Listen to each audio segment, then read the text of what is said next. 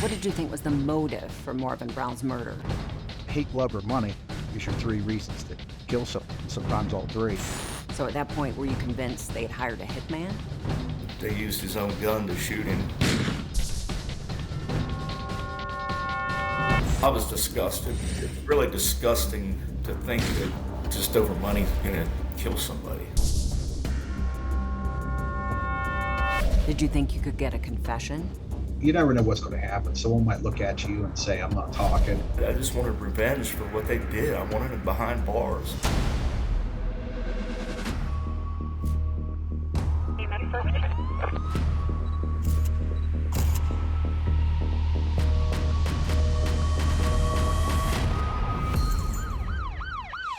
Hi, I'm Nancy O'Dell.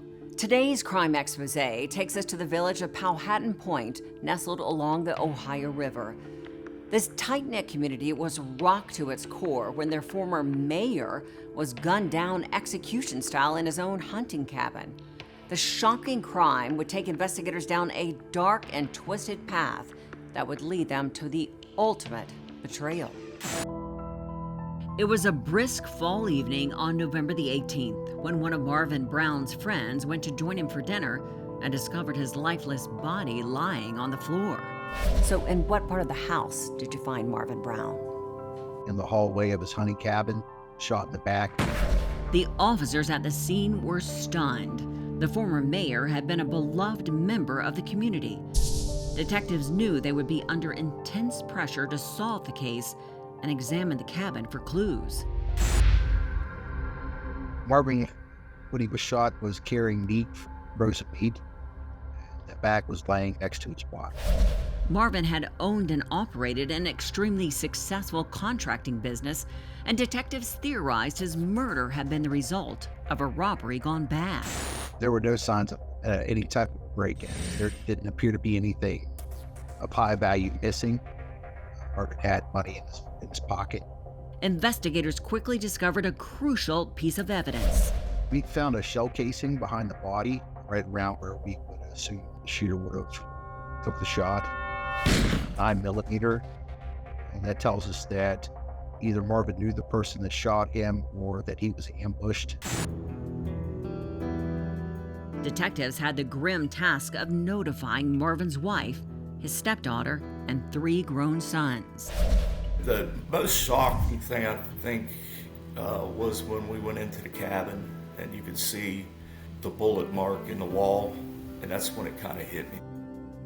If he would have had a heart attack or a stroke, I mean, there still would have been grief there, but when he gets murdered, it adds anger to it because it didn't need to happen. Marvin had lived his entire life in the community and was known to be a force of nature. He was a tough man. He worked in a steel mill for 28 years. The steel mill closed down, so he had to do something else, so he opened up a construction business. Successful with that. He was just like a leader type of guy. He always wanted to be, out front leading the charge. He was the town tough guy, but he had a huge heart. Underneath Marvin's rough exterior was his generous spirit. He was a very giving person. He'd give the shirt off his back to people, and anytime somebody in town needed help, he was there. Marvin's family struggled to comprehend their loss. My big thing was why. Who had a reason to do it? Number one, if you knew my dad, you were taking a chance because if that gun would have jammed, or he'd have been in big trouble. I mean, he was 73, but he was strong as a bull. It's just, why? At the funeral, I made my dad a promise that we're going to find out who did this. Detectives refused to rest until they found justice for Marvin's murder. Who were his enemies? Who would want to hurt Marvin? Who would benefit from his death? Law enforcement was under intense pressure to solve Marvin Brown's murder. The prominent businessman and former mayor had been gunned down in his own home. Marvin was shot in the back from very close range. News of the cold-blooded crime spread like rapid fire throughout the close-knit village. It was just hard to believe because that kind of stuff doesn't happen in my hometown. 1,200 people, just a small coal mining town, and salt of the earth people. You know, they were in shock. And because everybody knows everybody up there, there was rumors flying here and there. Based on the remote location of his home, detectives were convinced it had been a targeted attack. Marvin lived off of kind of a long driveway, very private. On down the driveway a little ways was the hunting cabin. So did Deborah know if Marvin maybe had some issues with his business associates? There was some bad blood. He did have some enemies.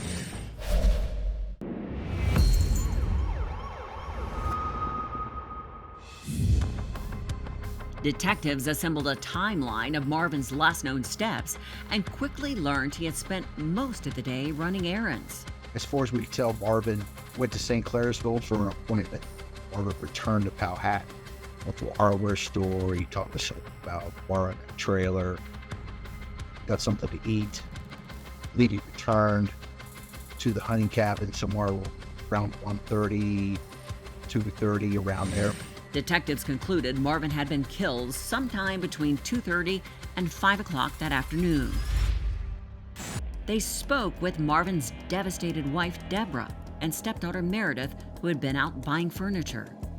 They were at Brownsville, West Virginia, about 20 minutes away, shopping. It was Marvin's wife, Deborah, who gave police their first lead.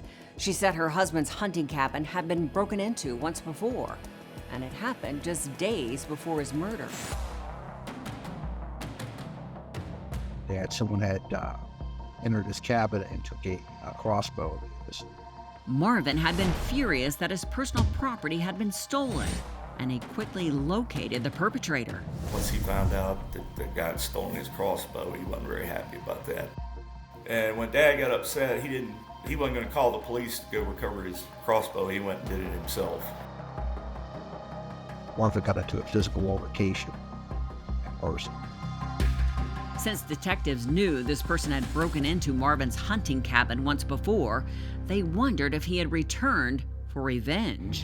And he thought maybe the guy was getting back at him for physically getting his crossbow back. But the investigation revealed the man had an ironclad alibi. They cleared the guy. He was at work during the time of the murder, so he was kind of eliminated pretty fast. Marvin's wife, Deborah, had been the bookkeeper for Marvin's business and knew his colleagues well. Marvin owned a construction company that worked for a local coal mine. It wasn't a large operation, but it was pretty successful.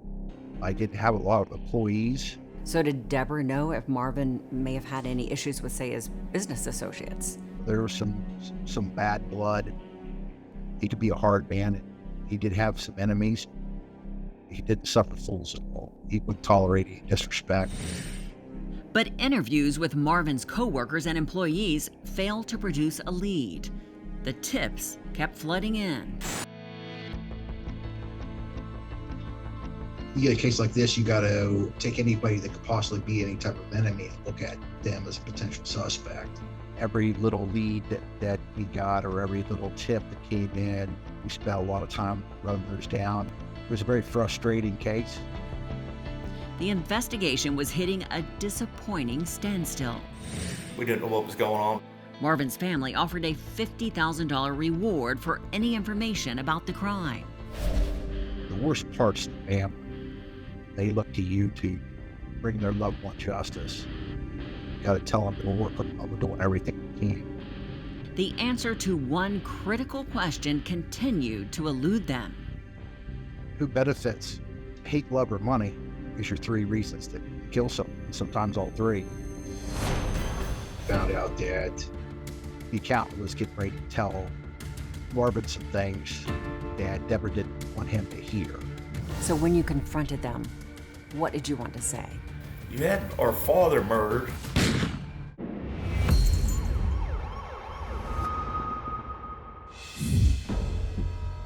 Detectives investigating Marvin Brown's murder were concerned their case was about to hit a brick wall. But when they spoke with Marvin's accountant, the details he provided about Marvin's wife, Deborah, broke the case wide open. The accountant was getting ready to tell Marvin some things that Deborah didn't want him to hear, as far as some of the money that she had taken out that Marvin wasn't aware of. Through court orders and search warrants, detectives discovered Deborah had been falsifying Marvin's bank records. Well, at that point, we're starting to look at Deborah pretty hard. Appeared that she had been embezzling money out of the company. And there was more. When we got into the finances, we started seeing a lot of cash withdrawals out of the company account at ATMs, several a day, thousands and thousands of dollars a month. We thought that was pretty unusual. We learned that Deborah hadn't paid the taxes in several years. Then a tip came in from a woman who said shortly before the murder, Deborah and Marvin's stepdaughter, Meredith, had asked her to pretend to be Marvin's secretary and cancel a meeting that Marvin had with his accountant. The tipster said Deborah and Meredith didn't want Marvin to learn they had been withdrawing huge sums of money from his accounts. You know, you're talking about hundreds of thousands of dollars here they spent on drugs and gambling. Starting to learn about the money and Marvin not knowing about how bad it was, and just some odd behaviors from Deb and Meredith. We started to believe that they were shaping up to be primary suspects in Marvin's death. Detectives found evidence Deborah had been stealing money from Marvin's business accounts. Anywhere from $150,000 to $300,000 that we can estimate throughout the years. I believe that she felt that as soon as Marvin realized what she had done, that he would divorce her and cut off her money supply. I believe that Meredith assisted her because she was also on the teat, so to speak, as far as sucking blood money out of Marvin. However, Deborah and Meredith both had strong alibis and continued to deny any involvement in the crime. Do you think I'm that stupid? Really? You know, oh my God, I don't believe this is happening. I really don't. I honestly don't. We're going to get the ball, let's get to the truth of this and put it to rest eventually. It's just going to happen. I have no idea what you're talking about. This is news to me. Be right back. Just next door. Oh my God, this is ridiculous. But investigators heard a rumor that a career criminal named Stephen Moore had been hired to pull the trigger. So at that point, were you convinced they had hired a hitman? It made the most sense that Meredith and Deborah worked together.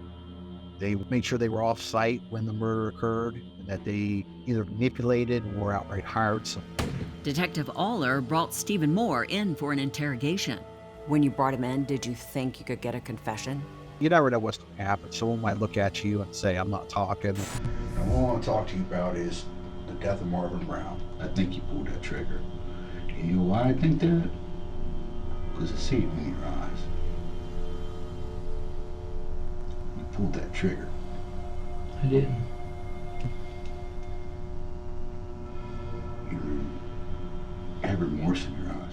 Stephen Moore continued to deny any involvement in the homicide. It's not my job to arrest people. It's my job to find the truth. Okay? That's my job.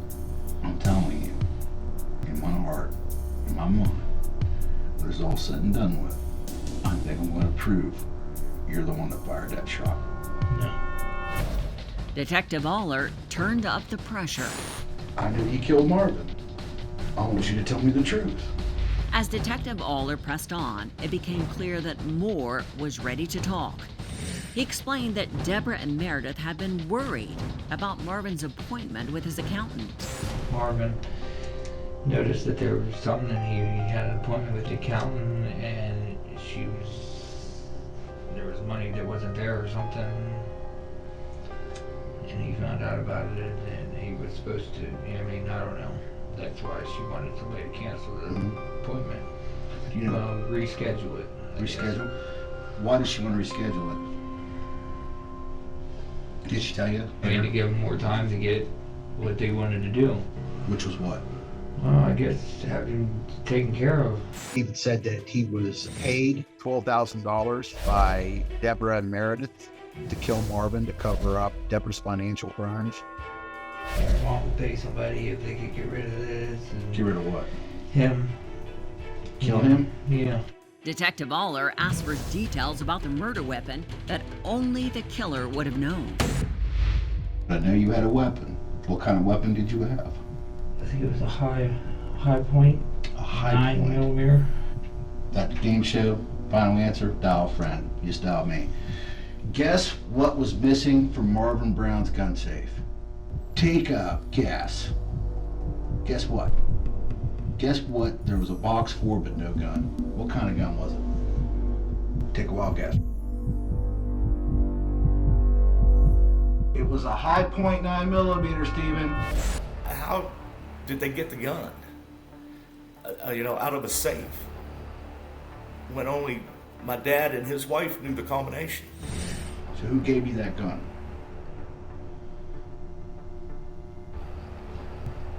Meredith. Who shot Marvin Brown? Me. Stephen Moore was arrested and charged with first-degree murder. It was then he revealed the sinister details of the crime. I broke into the cabin How'd you break in? just through the door How? with the cord. How'd you know Marvin was coming? Meredith told us she wasn't going to be Where'd you hide? beside the bed. What happened next? After Marvin got there, Yeah. he went to the freezer and he went out in the hall and I shot him Okay. How many times? once. He didn't share the slightest shred of remorse. I didn't care. After his confession, the 39-year-old pled guilty to first-degree murder and was sentenced to life in prison plus 17 years. But Deborah and Meredith still maintained their innocence in Marvin's murder. No, I was disgusted. Really disgusting to think that just over money, kill somebody. Dad was a smart guy. I mean, he wasn't like some chump that didn't know what was going on. My thing was, how did they keep it from him?